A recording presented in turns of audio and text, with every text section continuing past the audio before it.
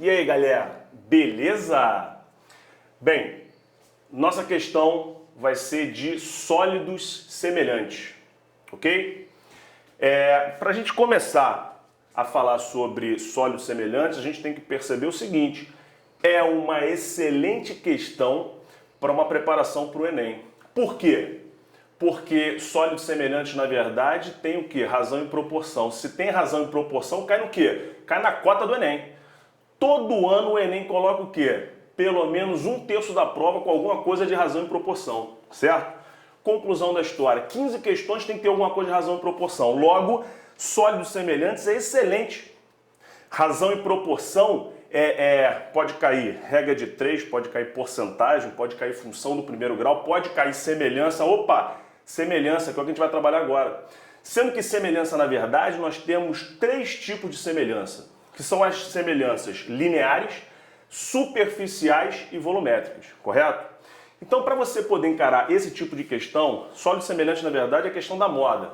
Todo ano cai praticamente, ok? Ano passado, por exemplo, no Enem não caiu. Grande chance de cair esse ano de novo, correto? Então, o que acontece é o seguinte, gente, se a gente se deparar com esse tipo de questão, a gente tem que dominar, na verdade, as relações lineares, superficiais e volumétricas. De que maneira? Vamos prestar atenção aqui no seguinte: eu vou fazer nessa questão aqui, antes, uma revisãozinha, em que a gente vai fazer o seguinte: eu vou desenhar aqui um quadrado, ok? E vou desenhar aqui do lado outro quadrado. Vamos lá. Então, gente, tenho 2 quadrados aqui, correto? Vamos lá.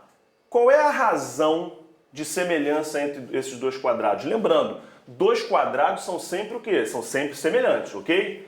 Meu amigo, se eu chegar e fizer essa pergunta para vocês, tem que ser bem completa. Qual é a razão linear de semelhança entre esses 2 quadrados? Do pequeno para o grande, ok? O sentido é importante, do pequeno para o grande para o pequeno, são coisas diferentes, são razões diferentes, ok?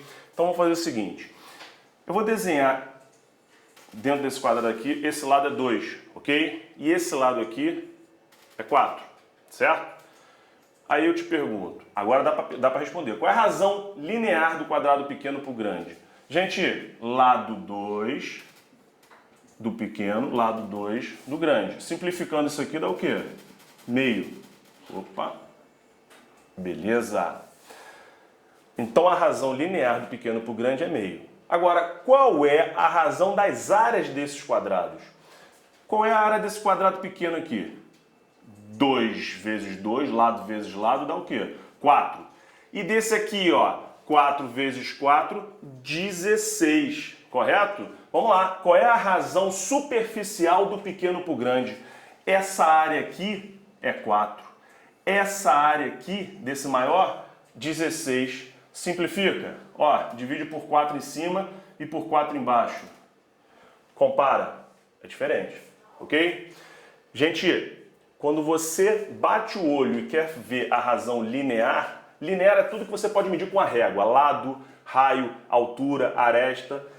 E quando a gente fala em razão superficial, nós estamos falando de área. Então, nesse caso aqui, bater o olho, você está comparando, na verdade, os lados, você está percebendo o seguinte, ó. Esse lado é o dobro desse, a área não vai ser o dobro. A área vai ser o quê? O quádruplo, ok?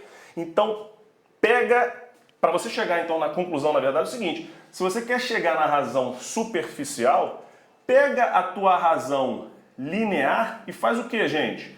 Eleva ao quadrado. Você vai bater exatamente a tua razão superficial.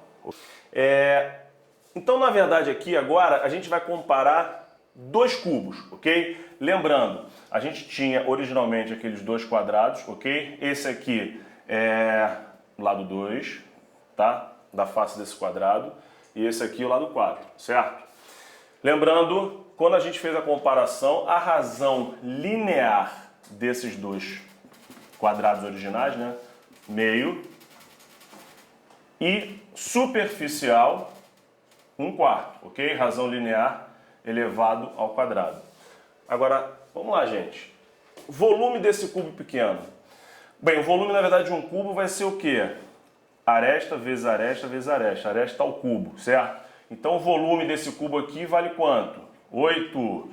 Volume desse cubo aqui, 64. Logo, nós temos o quê? Qual é a razão volumétrica do cubo pequeno para o cubo grande? Gente, razão volumétrica eu vou representar por Vzão. 8 sobre 64, simplificando, vai dar o quê? 1/8. Opa! Começa a comparar aqui, gente, razão linear, superficial e volumétrica.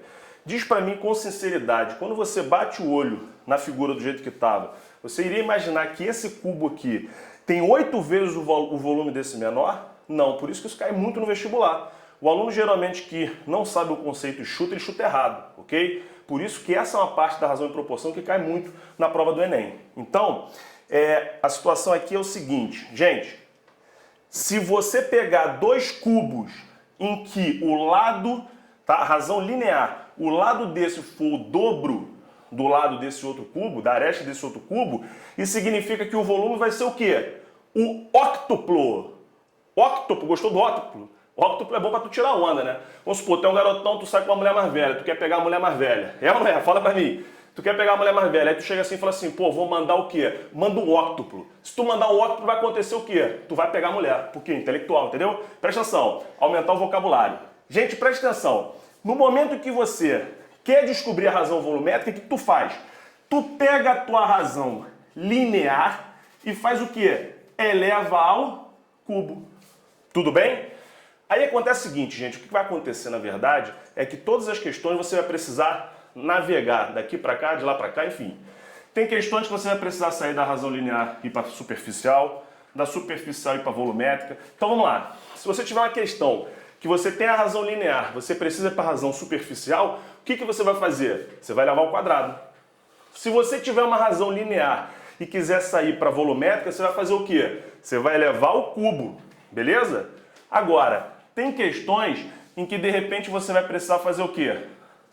Ele te dá a volumétrica e pede para ir para linear. Nesse caso, o que você faz? Daqui para cá tu eleva ao cubo, daqui para cá tu faz o quê?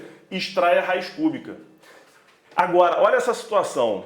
Se você tiver uma razão superficial dada pelo problema e ele pedir a volumétrica, o que você vai ter que fazer? Você vai extrair a raiz quadrada para ir para linear, ok? E depois você vai fazer o quê? Estando na linear, você eleva ao cubo, tu chega na volumétrica, beleza? Então vamos para a questão. Bem, gente, a questão diz o seguinte. No início ele começa com um texto, na verdade, em que ele dá uma humanizada na questão matemática e nós vamos atacar exatamente direto no ponto. Tá? A dica é o seguinte. Pegou uma questão de matemática, começou a perceber que tem muito texto, muita informação, reportagemzinha, o que você faz? Vai direto na pergunta. Agora, gente, leitura dinâmica, ok? O vestibular do Enem, tempo é crucial, ok? O desafio do tempo, ele é muito maior do que o próprio desafio das questões do conteúdo. Então é leitura dinâmica. Pegou uma prova de biologia, tu começa a ler, tem mitocôndria, o que tu faz? Tu marca, né? Porque em biologia tudo é mitocôndria. Nesse caso aqui, o que tu vai fazer? Tu vai fazer a leitura dinâmica do seguinte. O admirador da arte renascentista, um colecionador, comprou 2 estátuas semelhantes. Parou. Nesse momento você vai perceber o seguinte, que você vai usar o conceito de sólido semelhante.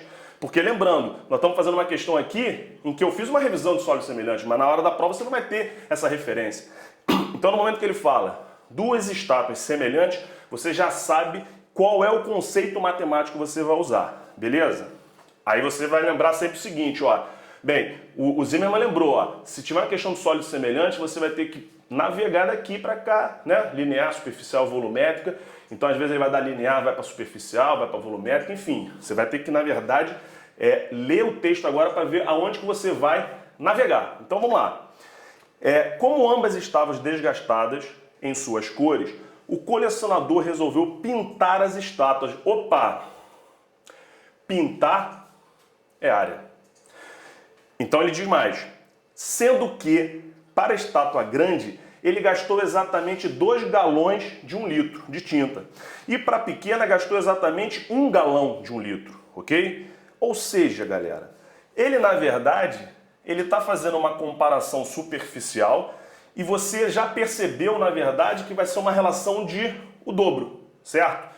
Só que na leitura do problema não deu para perceber ainda se ele está falando da pequena para grande ou da grande para pequena. Então vamos continuar. Bem, Observada essa exatidão no rendimento da tinta, ele pôde assegurar matematicamente que a razão do volume da estátua grande para a pequena é... Então, gente, preste atenção. Ficou claro, pelo que a gente leu da questão, em que ele deu, na verdade, a razão superficial, já que ele falou em relação ao rendimento de tinta, e tinta, na verdade, pintura, é relação de área, certo? E na conclusão da leitura, a gente percebeu o seguinte, que ele tá pedindo a razão do grande para o pequeno. Então, por exemplo, se eu chegar para você e fizer isso aqui, ó, o que é isso aqui na verdade? Isso aqui é uma pintura, né, uma escultura renascentista, não é isso? E aí eu vou fazer uma semelhante, aqui, ó, não ficou igual? É isso aí, são dois sólidos, na verdade, semelhantes. Vamos supor, tá? Quando você pega uma questão dessa, tem que ficar muito claro para você qual é o sentido da razão. Muitas questões, a maioria das questões, na verdade, é da pequena para grande. Essa questão especificamente, ele fala da grande para pequena. Isso não é uma regra, tá, gente? Isso acontece. Às vezes vai ser da grande para pequena, às vezes da pequena para grande. Então vamos lá. Qual é a razão das áreas dessas duas esculturas dada pelo problema aqui? 2. Porque ele falou que o rendimento da tinta, né? 2 galões de tinta para pintar esse, né? 2 para esse aqui e 1 para pintar esse aqui. Então a razão da área, né, das duas áreas, na verdade, vale 2, ok? Se fosse do pequeno para o grande, ia ser o quê? 1 para 2, né? Ia ser meio. Só que ao contrário, vai ser 2. Vamos lá. Gente, o problema não está pedindo a razão volumétrica, porque é exatamente o que o problema pede, a razão no volume da estátua grande para pequena. Ou seja, eu preciso sair da razão superficial e ir para a razão o quê? Volumétrica. Dá para ir direto? Não, faz o que eu falei na revisão. Você tem que sair da superficial e ir para linear. Como é que a gente faz isso mesmo? Da linear para superficial você não eleva ao quadrado?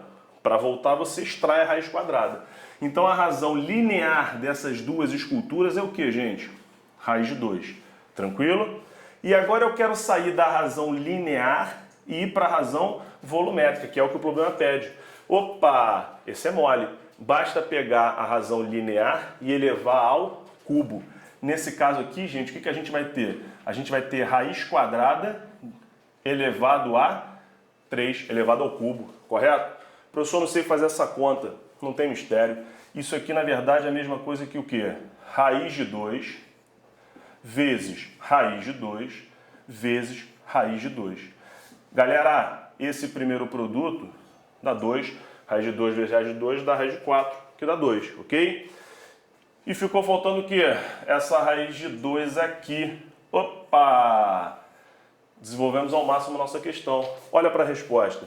Se você olhar para a resposta, você vai encontrar a letra A. A de aviador, resposta do problema. Valeu, galera! Beleza, galera? Nessa questão, como círculo e circunferência pode cair no Enem, a gente vai estabelecer uma relação de grandeza inversamente proporcional entre o raio de uma circunferência e o número de voltas, dado duas circunferências.